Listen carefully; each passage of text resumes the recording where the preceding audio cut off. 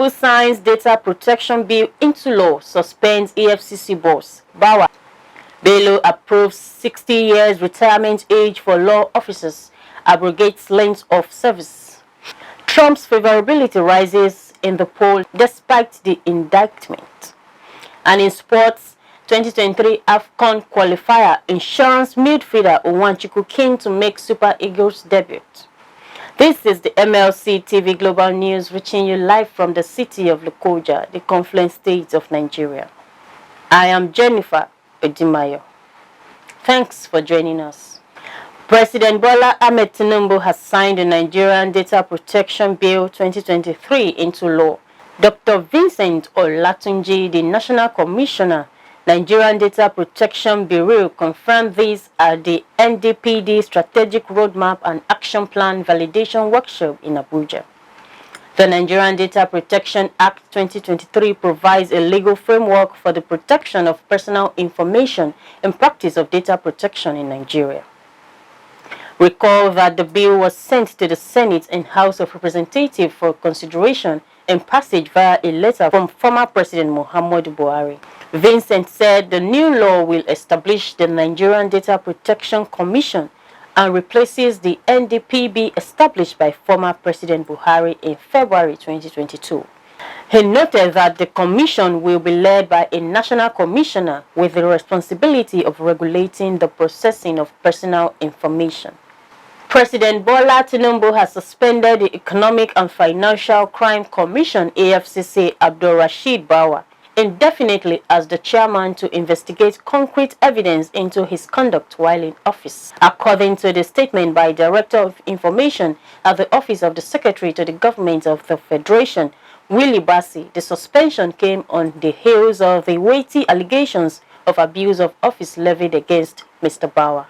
Bawa has been directed to immediately hand over the affairs of his office to the Director of Operations in the Commission, who will oversee the affairs of the office of the chairman of the commission pending the conclusion of the investigation. Chukkol, the Director of Operations at the Economic and Financial Crimes Commission (EFCC), has been appointed as the acting chairman by President Bola Tinubu amid a sweeping change in the leadership of Nigeria's foremost anti-corruption agency.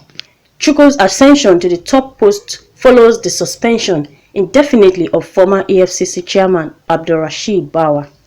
Chukkol, who is the son of Professor Chukkol, has a remarkable background and extensive experience in law enforcement and anti-corruption operations. Prior to his appointment as the acting chairman, Chukkol served as the Director of Operations at the EFCC. He has demonstrated exceptional dedication and competence in combating financial crimes, contributing significantly to the agency's success. As a member of the EFCC Cadet Corps 1, Chukkol has a deep understanding of the Commission's operations and a strong commitment to upholding the principles of justice and accountability.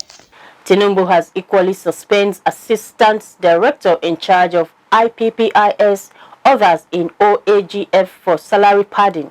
Many civil servants across several ministries, departments and agencies, MDAs, including the Revenue Mobilization Allocation and Fiscal Commission and Office of the Accountant General of the Federation, have been suspended for alleged salary padding on the Integrated Personnel and Payroll Information System, IPPIS. The allegation was confirmed by RMAFC Chairman Mohammed Bello, who said those identified had been placed on suspension pending investigation.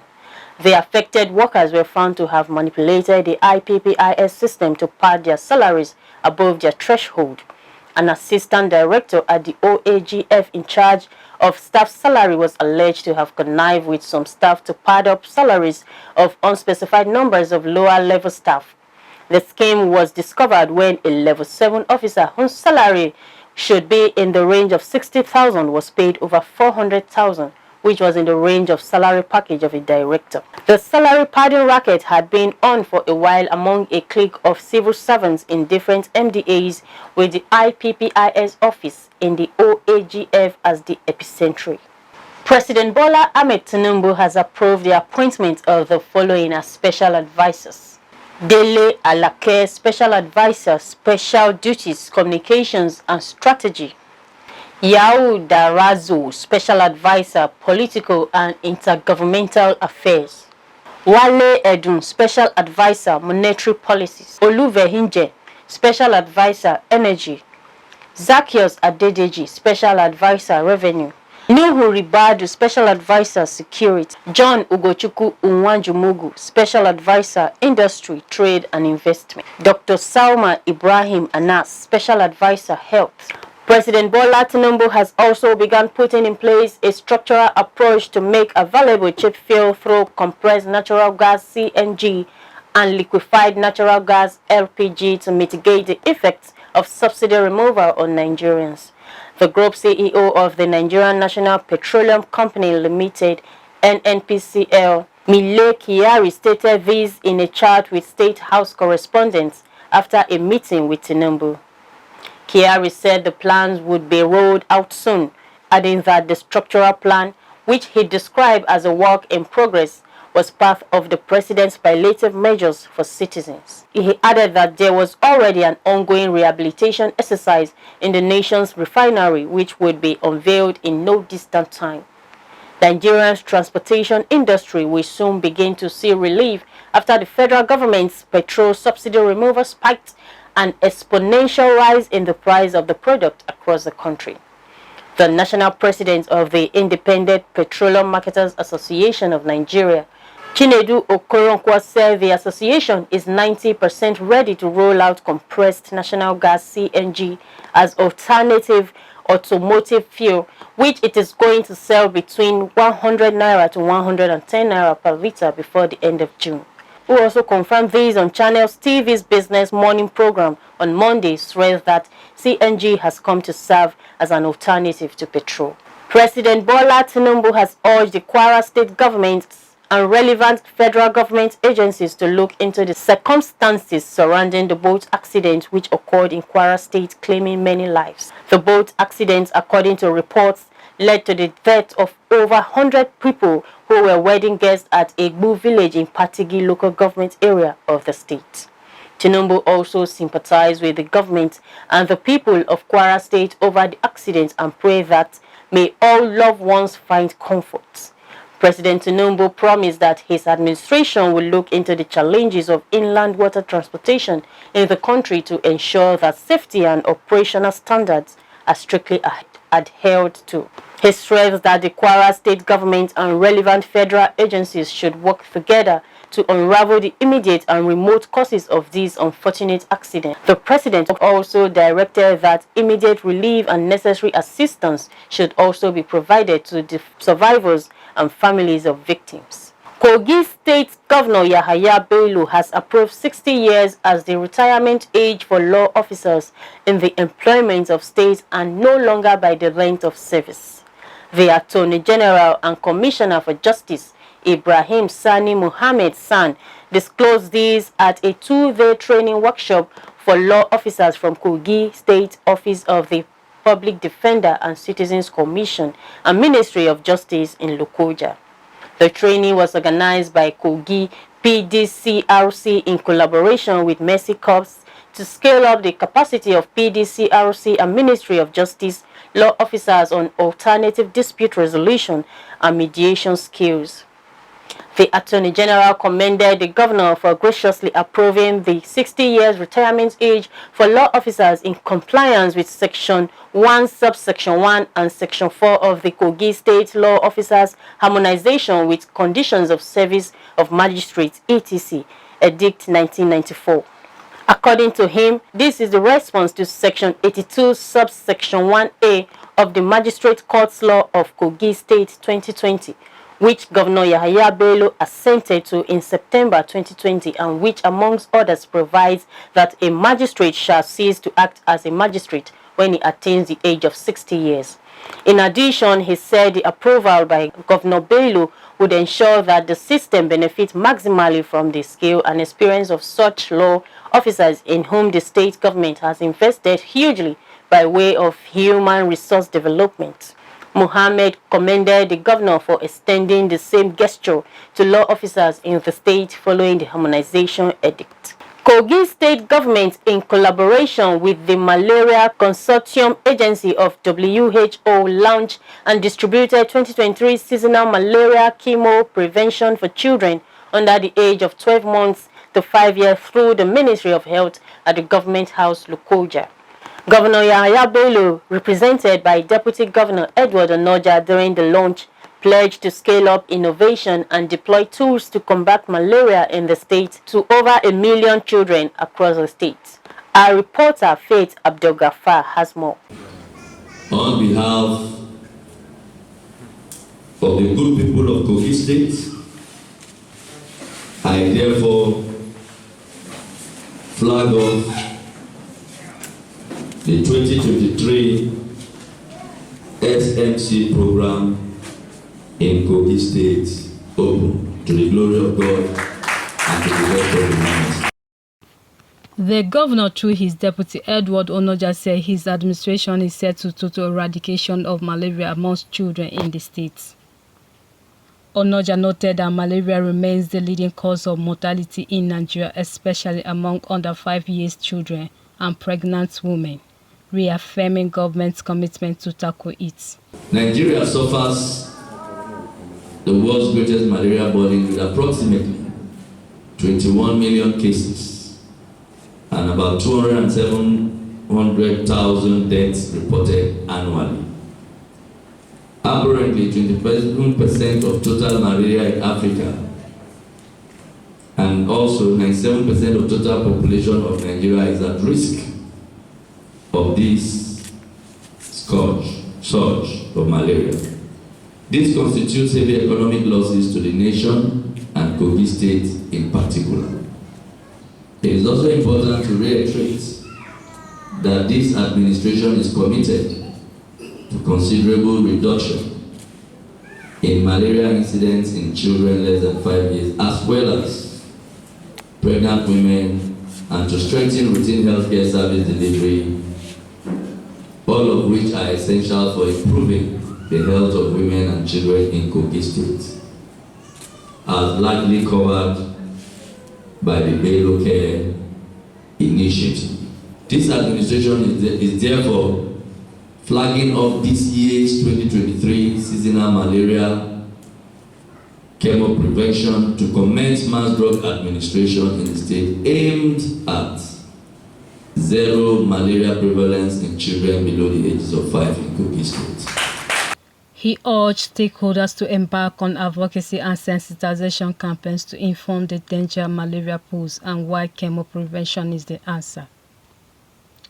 Onoja advised parents to avail their children to receive the doses to reduce the spread of malaria that can cause death amongst children. On this note, I would like to call on all the executive chairmen of the 21 local government areas of Kogi State to accord necessary assistance to ensure the success of the program across the states. I equally implore the traditional rulers, religious leaders, women groups, community-based organizations, and other critical stakeholders to sensitize, mobilize the people in their area to ensure that children within the age group receive the full cost of this year's 2023 SMC medication. The Commissioner for Health, Dr. Usman Zakari, said the SMC for Kogi has since 2021 recorded huge success with support from the Bello Care Initiative and other partners. He advised parents to ensure that children partake in it. Around rainy season, usually for Kogi State, we do it between June to October. We are in collaboration and partnership with Malaria Consortium. They are actually the ones that are implementing the program. When the donors donate drugs to us, we have about drugs enough for close to about 1.2 million children between ages 12 months to 59 months. And this distribution is going to happen across all the local government of the state, in all the 239 wards. The items are here in the state medical store. The first level of distribution as far as the last mile distribution.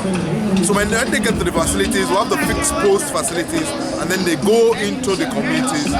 They distribute them door to door. There are about 14,000 volunteers that will be doing the distribution, and there are means of verification to ensure that these drugs are actually not only distributed but are used by families. Malaria chemo-prevention has already been tested, and research has shown that it is very, very active in the reduction of malaria cases, between 70 to 80%. And we all know that the major killer of children less than 5 years is malaria. And these drugs are distributed free. They are not available in the commercial shops, and nobody will collect a dime from anybody when they bring them these drugs. Prevention, they always say, is better than cure. If this is coming, I expect the beneficiaries to utilize this opportunity to prevent malaria. Talk to your wards. When they are given, they should use those drugs as prescribed.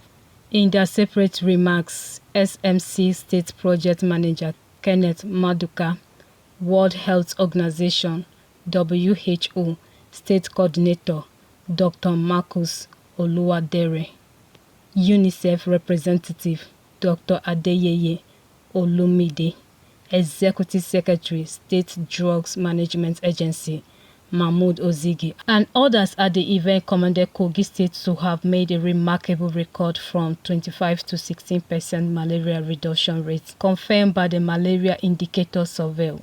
If you look at it, 70% of deaths in malaria occur in children under 5 years. So these have been shown to prevent more than 80% of severe malaria. And we have been able to reduce the prevalence of malaria in Kogi State from 25% in 2018 to 16% in 2021. So beneficiaries should allow their children to have access to medicine and complete the medicine. This is a very laudable program that WHO is ready to support the government technically and otherwise.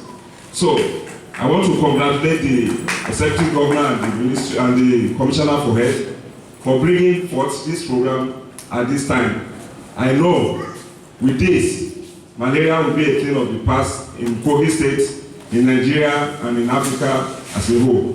This malaria chemotherapy prevention is a very good project that will actually bring down the malaria burden in the states. The drug available will assist the under 5 children to prevent them from getting malaria season of malaria. So this is actually a very good time and the best time for this project to take off, and also want to encourage the caregivers to bring out their wards to access this drug is free of charge, so that their wards and children can be prevented from malaria infection.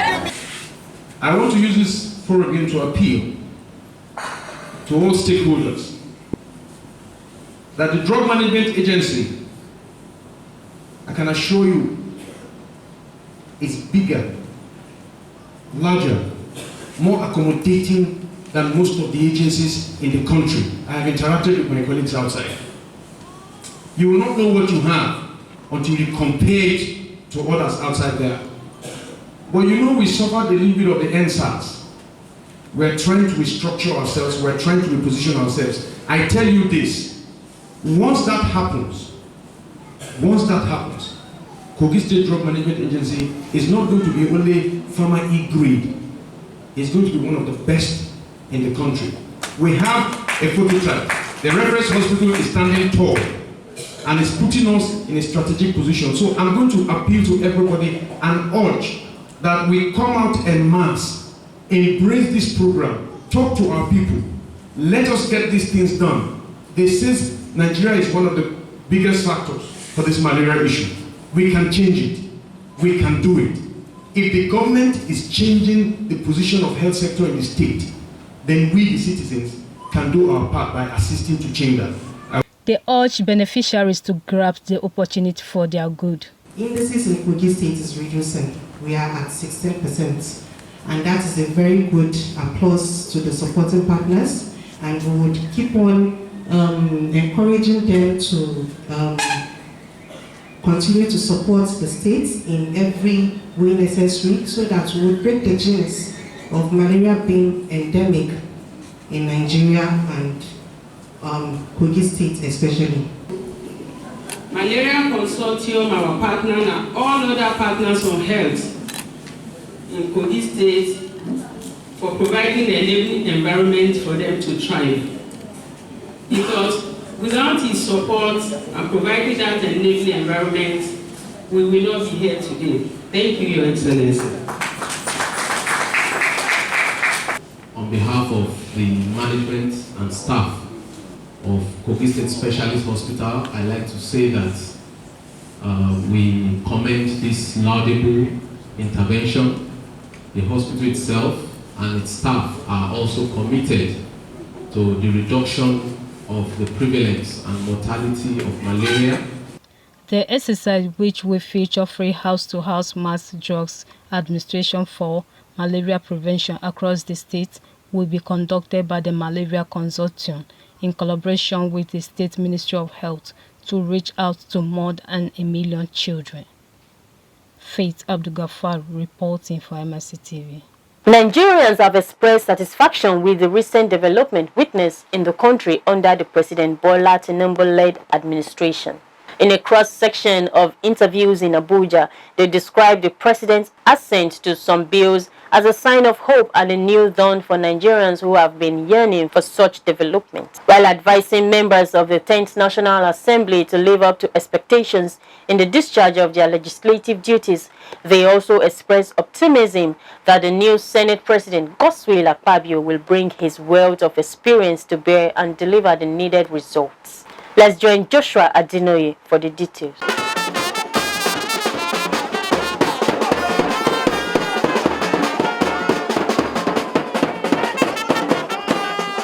The Federal Capital Territory, FCT Abuja, was a beehive of activities during the inauguration of the members of the 10th National Assembly. The people rolled out drums, sang, danced, and engaged in other activities to show their support and happiness over the recent development in the country.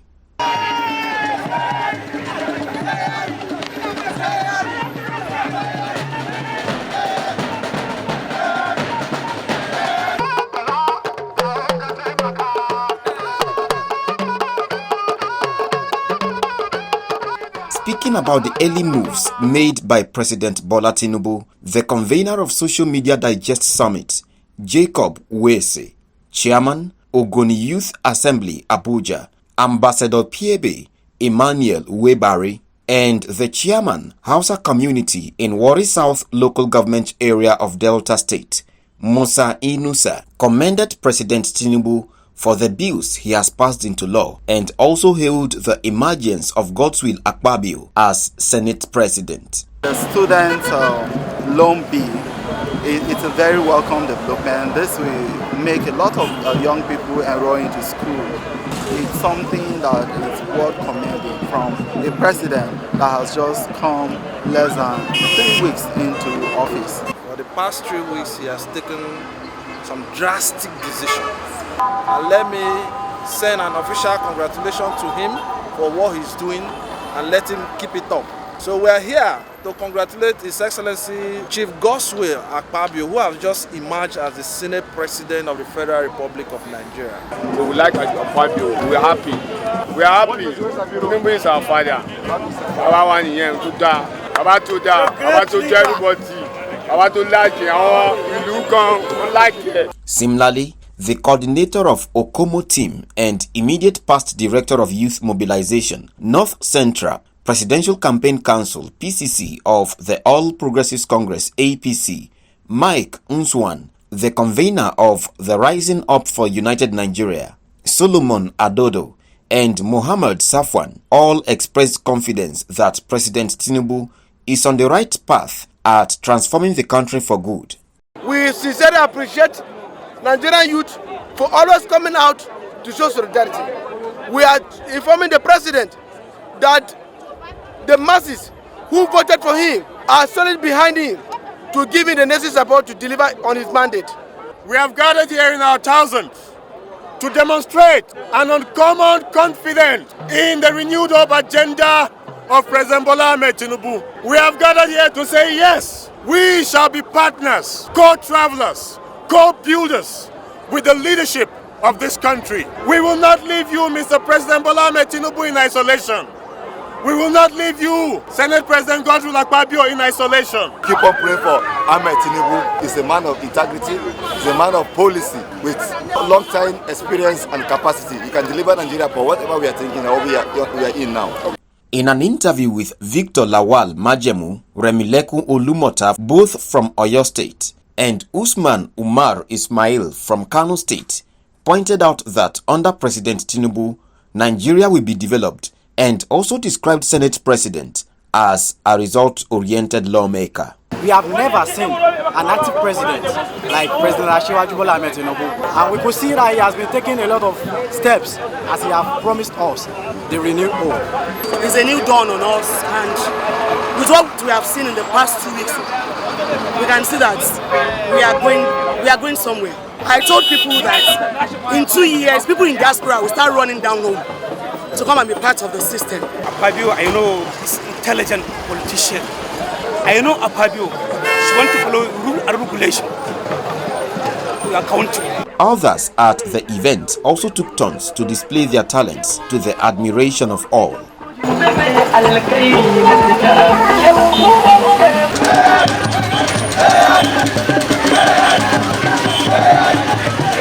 From the Federal Capital Territory, FCT Abuja, I am Joshua Adinoi, reporting for MLC TV.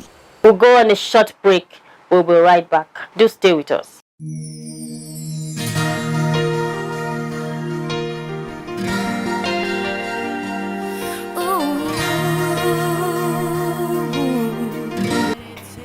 Do you know women are adventurous, ambitious, captivating, confident, and dazzling? Do you know she's also dynamic, enigmatic, inspiring, and self-assured? Those are not all about who a woman is. She's also blessed with the wisdom to design her world. She is optimistic when she puts her mind to do anything, amiable and astute. And to crown it all, she is naive because of her total belief in anything she loves, and same time noble with her character. These and many more about a woman are what we discuss and analyze on Women's World, a program that celebrates women who have put all these attributes together to add value to their society. Be my guest together to tell your story yourself. I am a woman and I am proud to be. Join Faith Abdul-Ghaffar only on MLC TV online by 6 p.m. every Sunday for all encompassing about who a woman is. For your contribution, comments, even to appear on the show, advert placement and sponsorship, please call any of the numbers displayed on the screen. Visit and subscribe to our YouTube channel, Malachi TV, and like our Facebook pages, MLC TV and MLC TV WW to watch our editions. Thank you.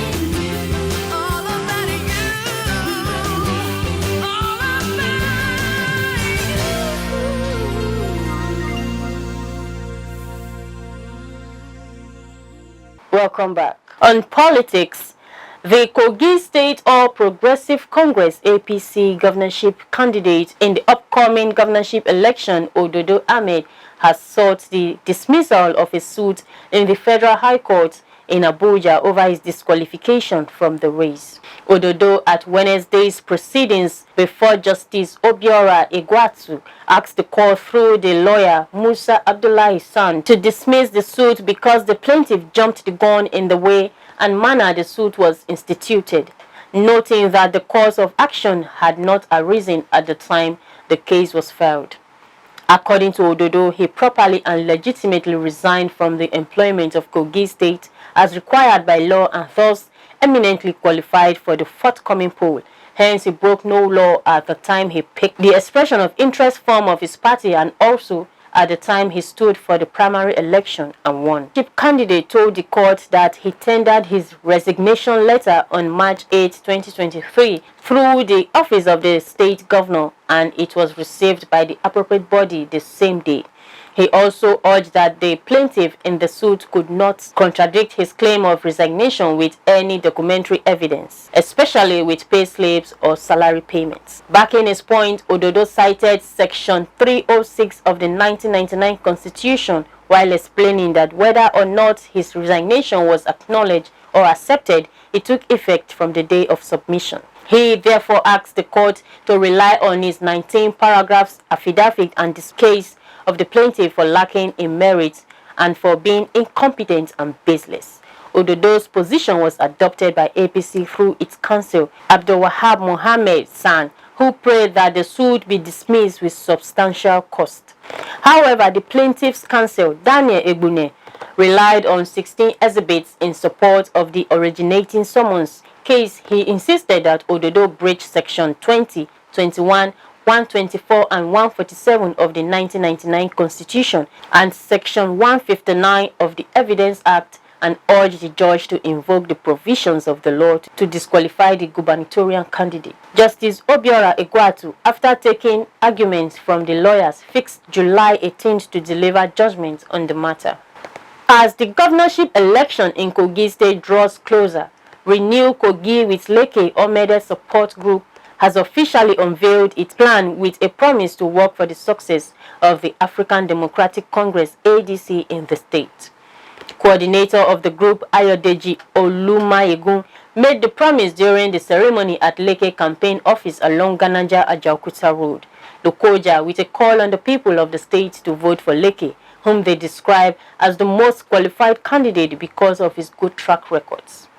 Representatives of both Leke Abejide and Dr. Idris Omede, the governorship and deputy governorship candidates of the ADC respectively, assured the group that everyone will be carried along, stressing that Leke is interested in a more united Kogi state.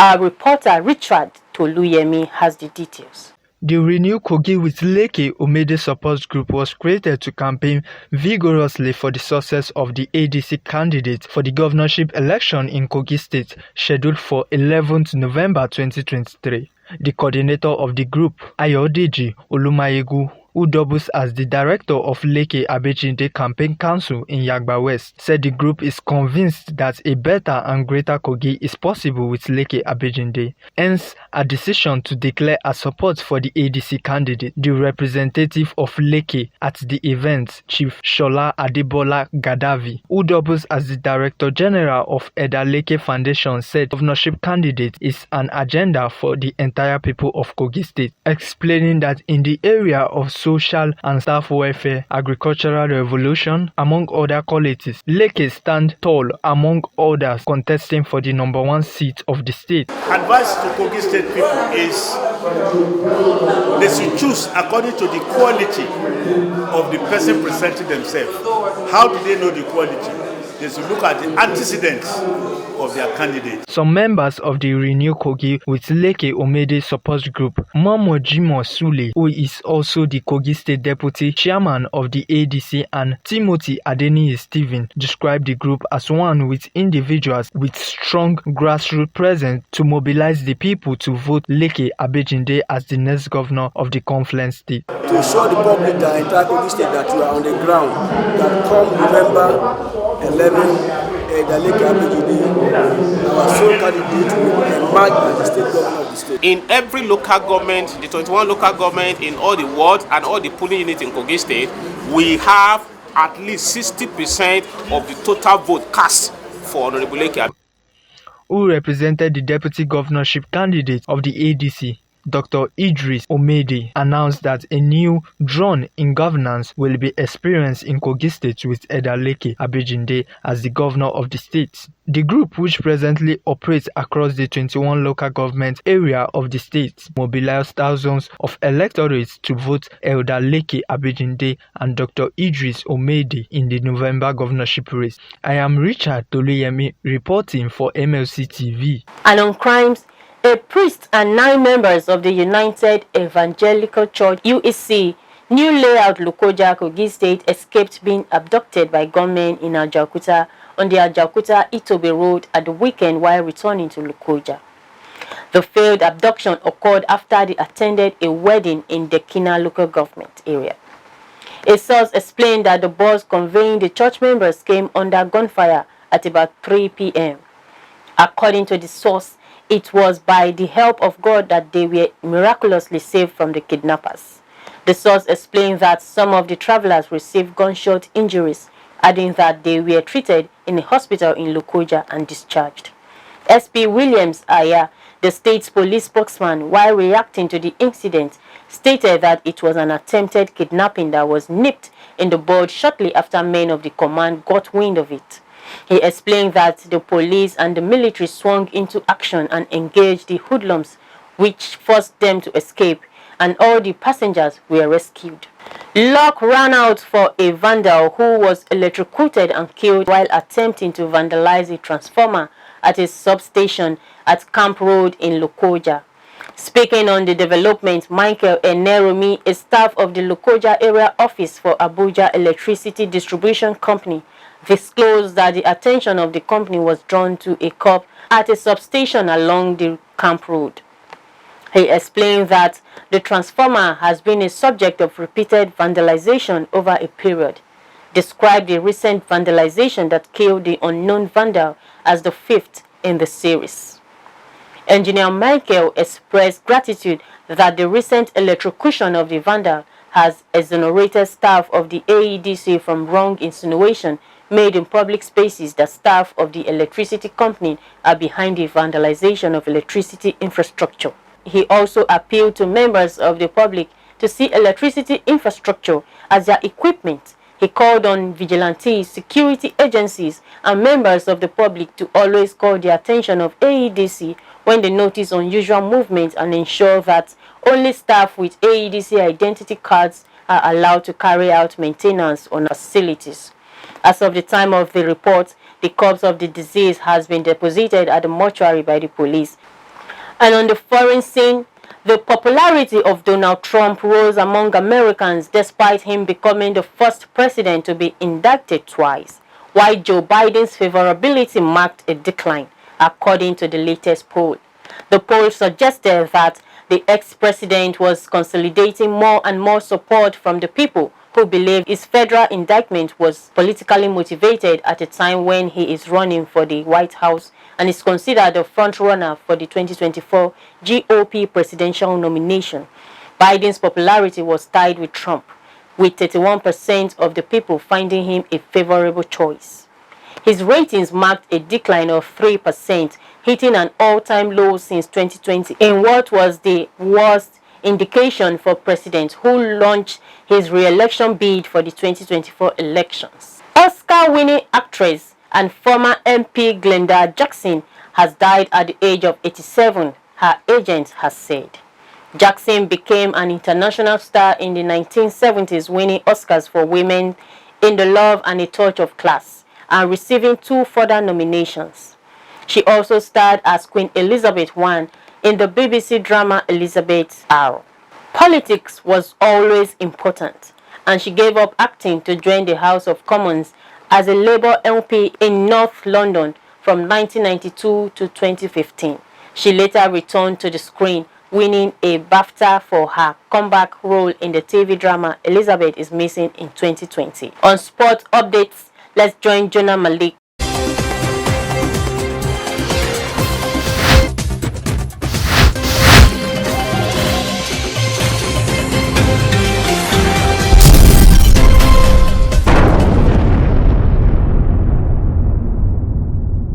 Hello and welcome to MLC TV News Sports Update. Bendel Insurance midfielder Divine Chukkol is desperate to make his maiden appearance for the Super Eagles. Chukkol earned his maiden invitation to the Super Eagles on the back of his impressive performance with Bendel Insurance in the Nigerian Premier League Super 6 playoff held in Lagos last week. The youngster is battling for a place in the midfield along with the likes of Alex Iwobi, Wilfred Ndidi, Joe Aribo, and Frank Oyeka. The talented midfielder is however looking forward to making an appearance against the Lone Stars. Chukkol is among the 4 home-based players invited to the game. The other 3 include Ojo Olorunleke, Victor Sochima, and Ebube Jiru. And that's all on Sports Update. I am Jonah Malik reporting. Back to our caster for more stories.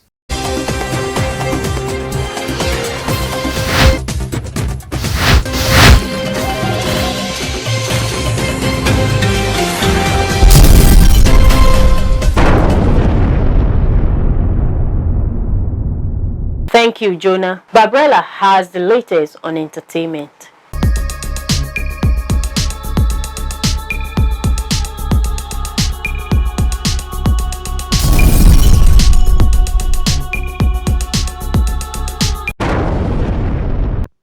Welcome to MLC TV Entertainment News. I am Babrella Onwalu.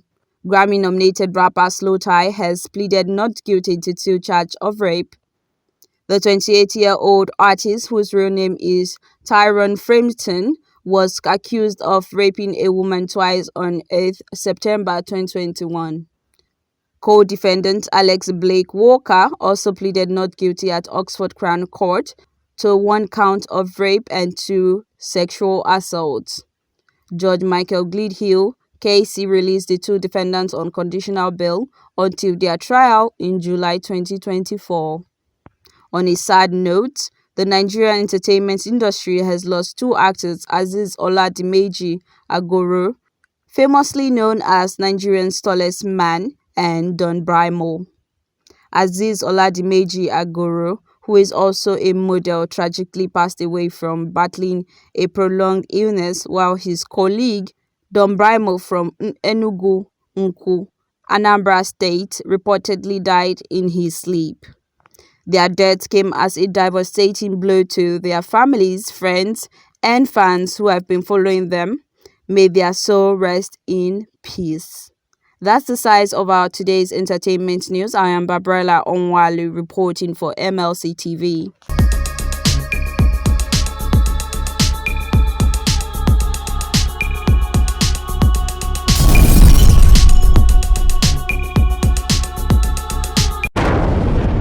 Thanks, Babrella. And that is the size of our package. Please continue to support us by sharing and subscribing to our YouTube channel, Malachi TV. Like and follow our Facebook pages, MLC TV, MLC TV2, MLC TV Yoruba, and Igbiravabe, MLC TV, Instagram, MLC TV 2021, Twitter, Malachi TV, TikTok, Malachite_TV. For your event coverage, appearance on any of our programs, contributions, comments, advert placement, or sponsorship, please call or send SMS to any of our numbers displayed on your screen. Join Malachi TV online on weekends to watch our various programs. Saturday, 7 p.m. Political Arena. Sunday, 6 p.m. Women's World. And Monday, 9 a.m. The Opinion. It is Malachi TV, reaching everywhere, informing everyone. Please be your brother's keeper to build a happier and better society together. I am Jennifer Odimayo. Thanks for watching. See you tomorrow.